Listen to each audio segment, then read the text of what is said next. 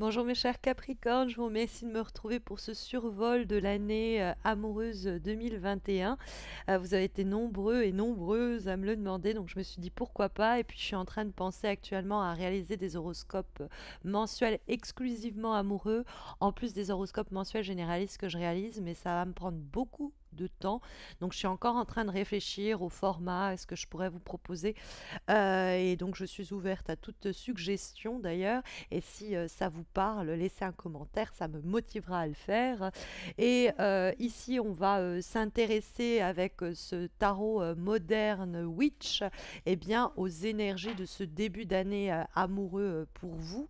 On va avoir 6 cartes, on va tirer ensemble 6 cartes qui vont nous permettre de voir ce qu'il y a au sommaire de votre début d'année amoureuse. Hein, ça va concerner le prochain trimestre à semestre, ça dépendra pour chacun d'entre vous.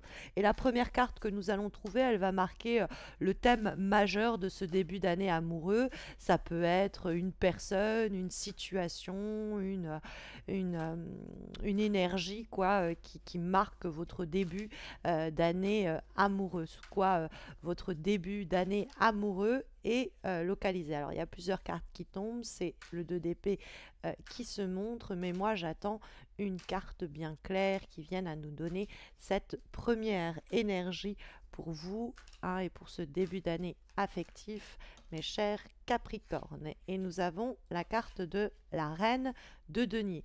Alors, je ne tire pas les cartes à l'endroit et à l'envers. Hein. Je ne les tire qu'à l'endroit dans le cadre de ces tirages généralistes. J'ai recours aux cartes à l'endroit et à l'envers dans mes tirages personnalisés, mais là, ça doit s'adresser au plus grand nombre. On va à présent tirer la deuxième carte qui va nous donner des éléments d'information sur ce que les cartes considèrent que vous devez laisser, on va dire, derrière vous en 2021. Hein, ça peut être des situations, ça peut être des personnes, ça peut être des comportements qui vous sont plus utiles. Hein, ce que les cartes vous laissent, vous disent de laisser derrière vous, ce qui peut vous paraître, ce qui peut paraître même toxique ou ne vous aidera pas en 2021. Et nous avons la carte du 5 de denier. Hein. Alors, comme deuxième carte. Comme troisième carte, on va cette fois-ci étudier au contraire ce que vous devez emporter avec vous. Ça peut être de bonnes résolutions, de bonnes attitudes, ça peut être des situations, des comportements, hein, quelque chose, des leçons peut-être même que l'on a retenues de 2020 et de ce que l'on a vécu sur le plan amoureux en 2020, mes chers Capricorne. Donc après avoir vu ce qu'on doit laisser, on va voir ce qu'on doit emporter. Hop, cavalier de bâton. Cette fois-ci, quatrième carte, on va voir ce à quoi vous pouvez ou vous devez plus simplement aspirer. Ça peut être dans le cadre de votre couple, hein, les objectifs que vous pouvez fixer pour cette relation. Ça peut être pour votre épanouissement amoureux que vous pouvez viser sur ce début d'année affectif. Hop, il y en a plusieurs et il y en a une qui sort. Et on a le roi de bâton. Ah, voilà, votre tirage semble marqué quand même par signe de feu. Donc Lion, Bélier et Sagittaire. Comme cinquième carte, nous allons ici cette fois-ci identifier les énergies, les influences extérieures. Ça peut être ce qui vient à parasiter votre déroulement, votre début d'année amoureux. Ça peut être au contraire ce qui vient à l'influencer positivement. C'est les éléments externes sur lesquels vous n'avez pas toujours influence et qui viennent soit aider votre épanouissement, hop, soit au contraire le freiner. Nous avons la carte du pape. Et comme dernière énergie, cette fois-ci, nous allons avoir une carte qui va nous permettre de connaître le conseil à appliquer pour ce début d'année amoureux, votre devise, votre mantra. Hein, et ça, c'est la dernière énergie, la sixième carte que ce tirage et ce survol de l'année amoureuse début hop d'année. Eh bah dis donc, il y en a des bâtons. Hein. Oh, bah, alors c'est très bien, c'est flamboyant et c'est plutôt pas mal avec ce que vous devez laisser derrière vous. C'est très bien, j'ai l'impression que vous allez enfin trouver quelqu'un qui vous mérite et que vous méritez pareillement. Comme première énergie, nous avons la carte de la reine de denier. Cette reine de denier, elle peut vraiment vous représenter. Il faut le signaler, vous êtes signe de terre et c'est la reine de denier un signe de terre. Or, la reine de denier, on pourrait comprendre que vous avez énormément à donner. Il y a cette figure de générosité dans la reine de denier qui donne son comté, hein, qui est là pour nous, qui est là pour les autres. La reine de denier, elle n'est pas là que pour son environnement amoureux. Elle est là pour sa famille, elle est là pour ses amis, elle est là pour ceux qui en ont besoin. Donc ça pourrait nous dire que vous allez avoir peut-être pas que sur le plan affectif, mais de façon plus générale, besoin d'être là pour soutenir, conseiller, appuyer, enrichir, aider les personnes autour de vous. Hein, la reine de denier. Ça, c'est une attitude et un comportement aussi important. Après, on peut comprendre que c'est ce qu'on vous conseille aussi comme comportement majeur pour ce début d'année. Vous avez tant à donner et il y a quelqu'un qui va être prêt à le recevoir, entre guillemets. Hein, il y a l'idée de disperser ses générosités, mais parce qu'en retour, on va recevoir les plus grandes des richesses. C'est le don désintéressé. Cette reine de denier, si elle vous est encouragée, qu'elle est dans l'idée de s'ouvrir, de s'offrir, c'est qu'il y a quelqu'un qui va permettre de vous donner en retour. On le voit bien dans le reste du tirage et on le voit bien dans ce que vous laissez derrière vous parce qu'on a cette reine de denier qui donne, qui offre et donc ça peut être même dans l'idée que vous allez pouvoir donner sans réserve parce que vous allez avoir quelqu'un en face qui va pouvoir prendre et rendre en retour. Parce que voilà, la deuxième carte que nous avons, la carte du 5 de denier, va cette fois-ci nous renseigner sur donc ce que vous devez laisser derrière vous. Et le 5 de denier, c'est une carte difficile. On a ces personnages qui sont dans le froid et c'est l'idée de situations qui nous appauvrissent. C'est des situations amoureuses, affectives, même relationnelles de façon plus large où en fait on s'est fait dépouiller de tout ce qu'on avait à offrir.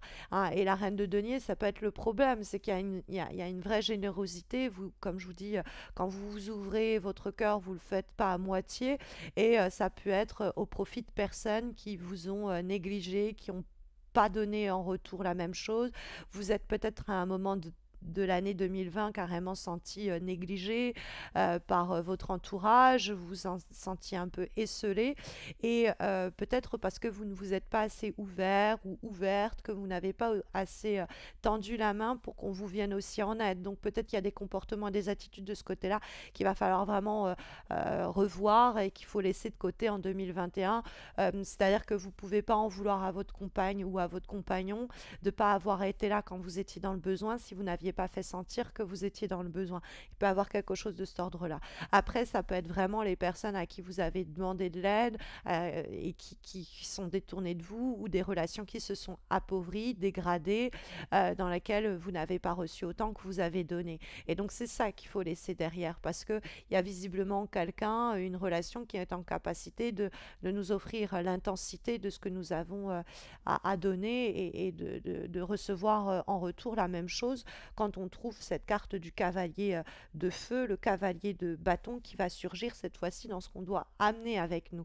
Et le cavalier de bâton, c'est peut-être même déjà dès 2020 des résolutions en cette fin d'année qui ont été prises en disant je vais aller au devant d'un nouveau schéma relationnel, je me rends bien compte que cette vie de couple elle est en train de s'appauvrir ou je me rends bien compte que sur le plan des fois aussi matériel cette situation ne me suffit pas, je me rends bien compte que je veux quelque chose qui soit à l'égal de ce que j'ai à offrir et le cavalier de bâton ça peut être carrément la personne qui vient vers nous et qui nous permet un signe de feu qu'on va retrouver juste après parce qu'on a la reine et son roi dans ce tirage avec le passage par le cavalier qui peut être l'idée de quelque chose qui prend déjà son élan allez savoir dès la fin 2020 hein, puisque c'est éventuellement ce qu'on emporte avec nous donc c'est pas impossible que ce soit aussi une relation mais il y a dans la carte du cavalier de bâton l'idée de ne pas hésiter à vouloir explorer plus en avant une relation il y a un feu, il y a une étincelle, il y a une passion passion